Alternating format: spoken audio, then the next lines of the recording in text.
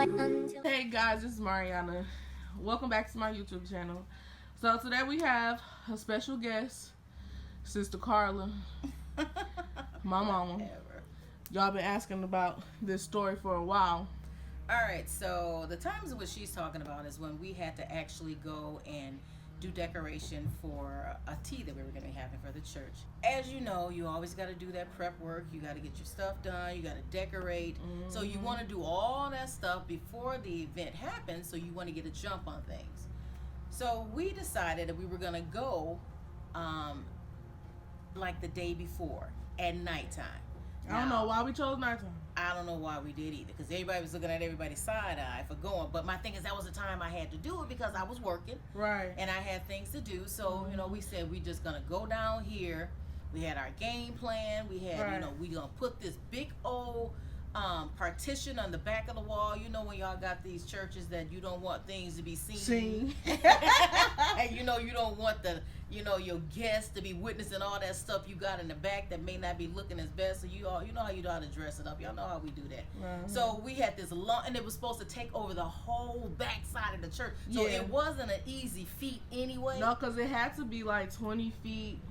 It was a long thing. It had to be at least 50 feet. Yeah, we had to rig it up because it's not like it was anything to hold it up. We knew that it was going to be some freaky deaky stuff going on. Because if you refer to my previous story, that situation at the church, that happened before this situation. And plus, we heard many accounts of different just things going on. So at first, it was going to be me and my mom going to the church to put this backdrop up.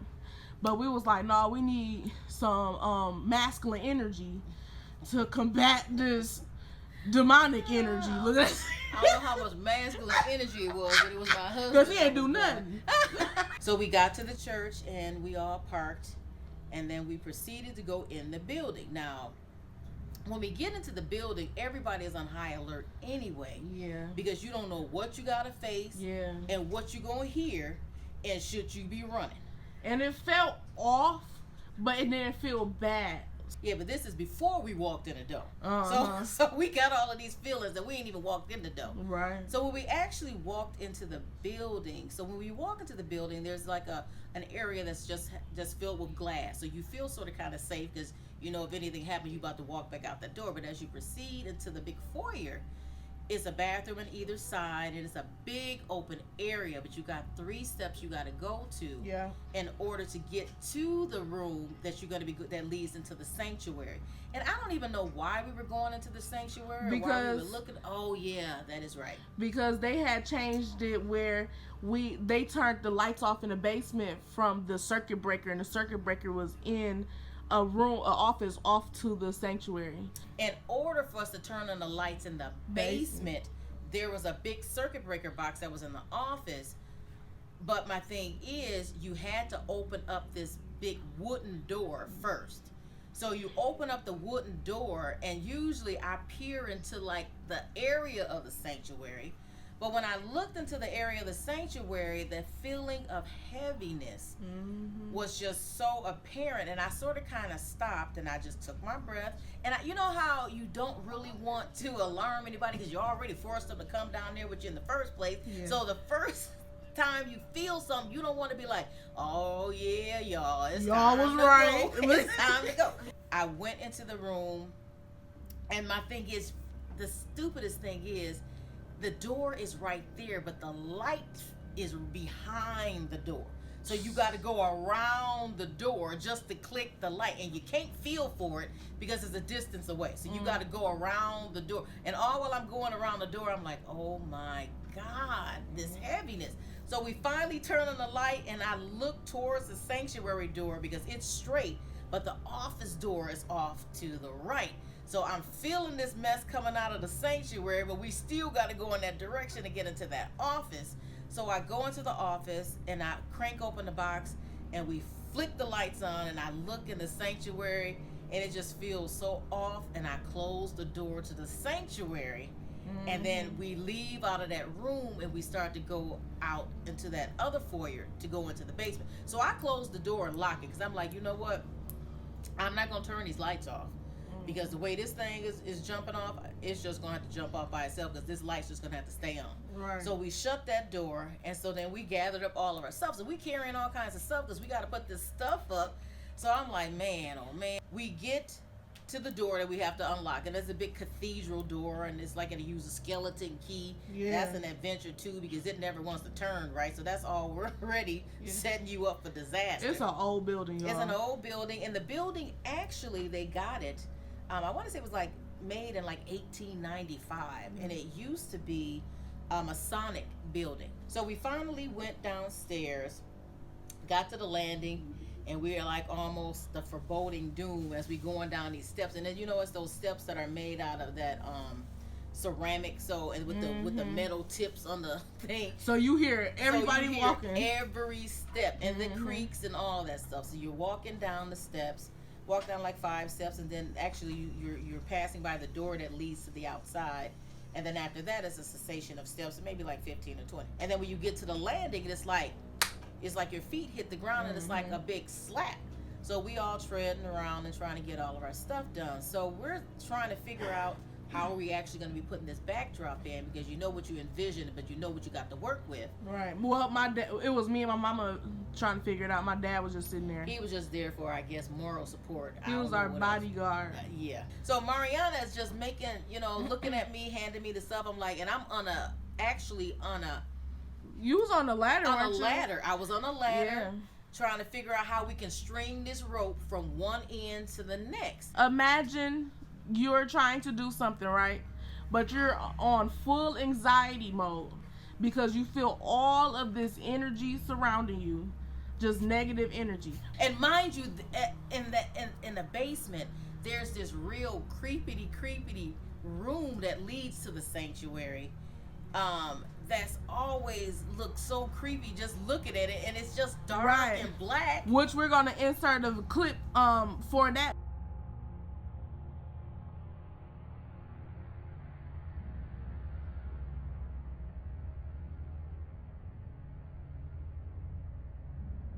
Because that stairway actually leads to the basement door. If you watched my last video of my church being haunted, it leads to that door in the sanctuary where we were hearing that whispering from. So that whole column of space is creepy anyway.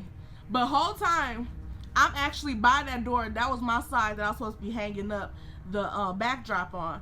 Whole time I'm hearing that same whispering, y'all.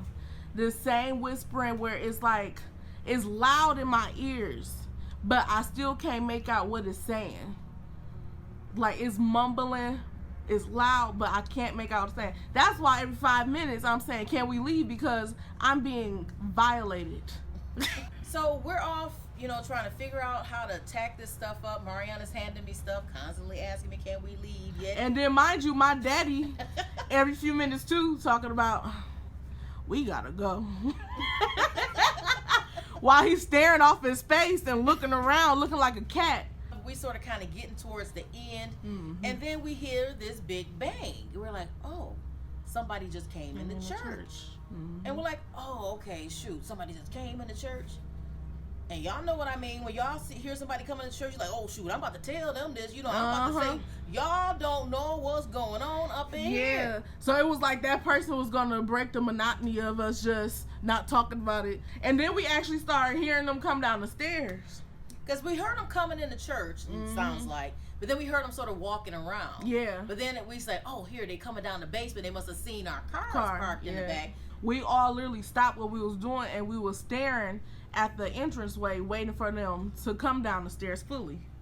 So we hear all the steps, because we can actually visualize each step that they're taking because we can hear the creaks, because we had just heard those same creaks as we was coming down the stairs. So we hear the creak, and then we hear that last slap, like, oh, they hit the concrete, the landing. So we all looking like, who is this? Yeah. I'm really about to say something to them because it's some mess going on in this church. Yeah. We all looking. And we all I think we all started squinting like, all where right. they at? All right, here they come. Right, it's like they about to round the corner any minute there. Uh-huh. Cricket. Nobody came around the corner that we just heard them walk up to. I was like, and as soon as that happened, I was like, wow. As soon as that happened, we all just looked at each other. And then here she go. We about to get this done. we about to hurry up and finish up and get the heck out of here. I'm like, oh my God. Then Daddy talking about after he was like, well, we got 5 minutes before it start acting up. And I was like, oh my gosh. Mind you, I'm 16, y'all. I'm a baby. I'm a child.